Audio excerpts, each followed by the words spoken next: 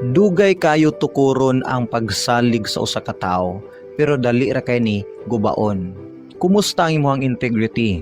Isa sa pinakakinahanglan nimong ampingan sa imong kinabuhi ang imong integrity. Kasaligan ba ka ang imong imahe, ang imong testimony, ang imong pagkaikaw nga sa ubang tao? Ampingin na kay maunay isa sa pinaka the best gid nga quality nga naa nimo.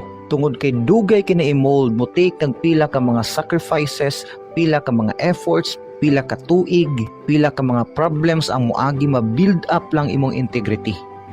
Pero usa lang kasipyat nimo pwedeng maguba ang tanan. Siguro naguba na imong integrity, na damage na, ayaw kabalaka, na ay pamaagi pag build up o balik sa imong integrity. Mo ni siya ang mga steps. Number 1, practice honesty and transparency. Importante kayong honesty. Kana bang bisag walay nagtan-aw nimo, gibuhat gihapon nimo insakto? Kana bang kasaligan ka bisan sa gagmayng mga butang? Kabalo ka muuli sa sukli, bisag piso lang na o bisag gamay lang kay na. Dili ka mamakak, honest ka sa mong feeling, honest ka sa mong emotion, honest ka sa mong intensyon. Importante ang honesty sa usa ka tawo para makuha nimo ang trust or pagsalig sa usa ka tawo.